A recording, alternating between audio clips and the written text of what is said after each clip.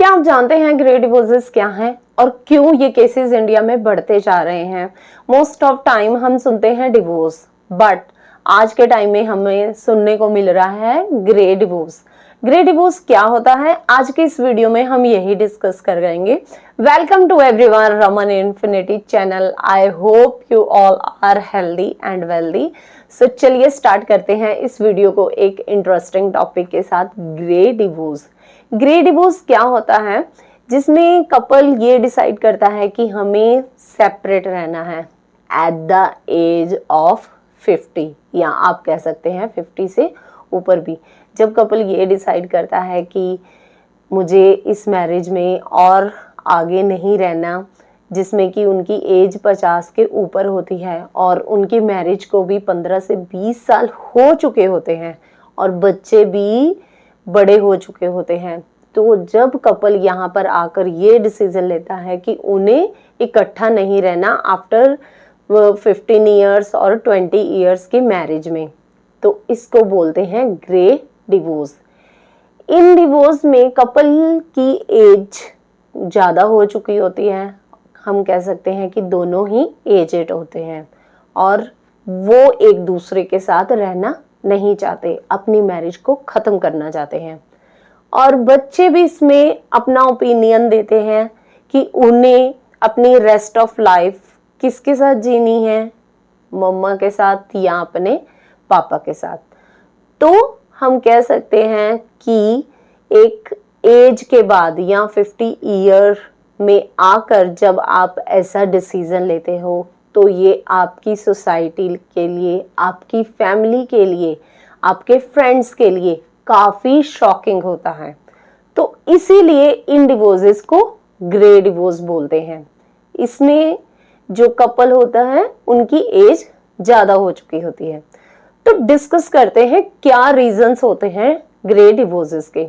सबसे पहला कारण आ जाता है कि empty nest syndrome. Empty nest syndrome क्या होता है? जिसमें कि बच्चे ये डिसाइड करते हैं कि हमें अपनी प्रोफेशनल लाइफ या पर्सनल लाइफ की वजह से अपने पेरेंट्स से अलग जाकर अपनी लाइफ को जीना है या सरवाइव करना है, तो पेरेंट्स अकेले रह जाते हैं। मोस्ट ऑफ मैरिजेस इसी बात पर सरवाइव कर जाती हैं या फिर इसी वजह से सरवाइव कर जाती हैं कि उन मैरिजेस में बच्चे होते हैं और बच्चों की वजह से वो अपनी काफ़ी ज़्यादा प्रॉब्लम्स को अवॉइड करने की कोशिश करते हैं मैरिज में।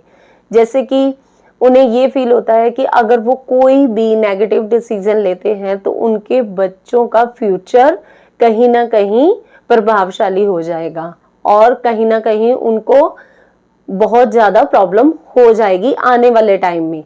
तो इस वजह से वो काफ़ी ज़्यादा प्रॉब्लम्स को अवॉइड करते हैं। जब वो दोनों अकेले रहते हैं, एक दूसरे के साथ कनेक्टेड फील नहीं करते, लविंग फील नहीं करते उनके बच्चों के जाने के बाद, तो वो लोग ये डिसीजन लेते हैं कि उन्हें सेपरेट होना है, या फिर वो ये सोचते हैं कि उनको रेस्ट ऑफ लाइफ पीसफुली बितानी है।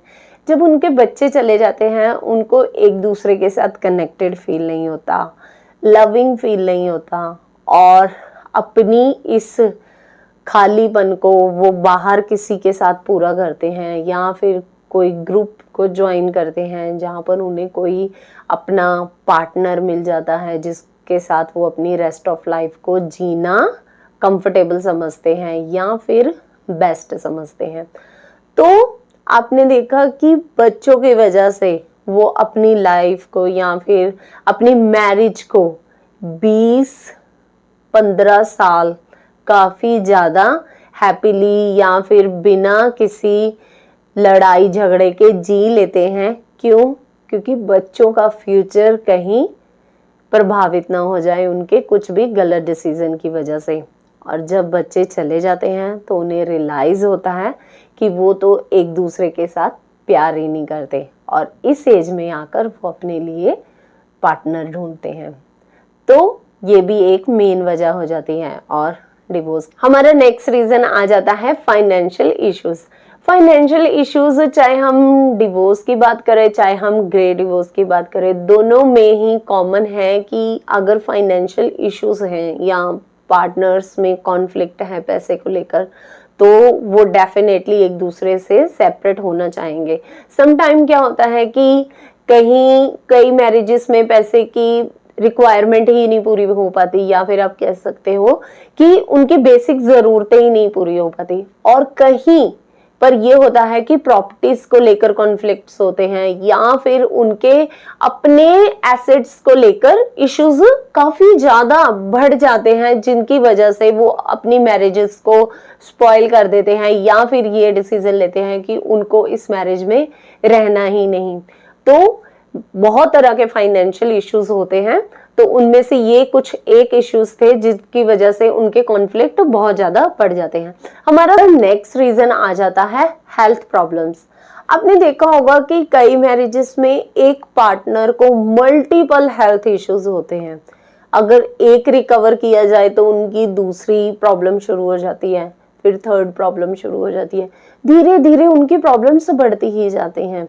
और जो उनका पार्टनर होता है वो इस चीज को काफी लंबे समय से टॉलरेट कर रहा होता है, और मे बी आप कह सकते हो कि वो इस चीज को फेस करते करते परेशान हो जाता है, और वो डिसीजन लेता है कि उनको इस मैरिज में और नहीं रहना। क्यों? क्योंकि देखिए, अगर किसी को कोई प्रॉब्लम है तो वो 2 साल, 3 साल, 5 साल, मे बी 6-7 साल भी बर्दाश्त कर सकता है। अगर कोई पार्टनर पिछले 15 साल से या फिर 17-18 साल से किसी एक सर्टन बीमारी से सफर कर रहा है, तो दूसरा पार्टनर को भी ये हो जाता है कि वो इस मैरिज में बंध गया है, तो इस वजह से भी वो मैरिज स्पॉइल होती है, या आप कह सकते हो कि खत्म होती है एट द एज ऑफ 50।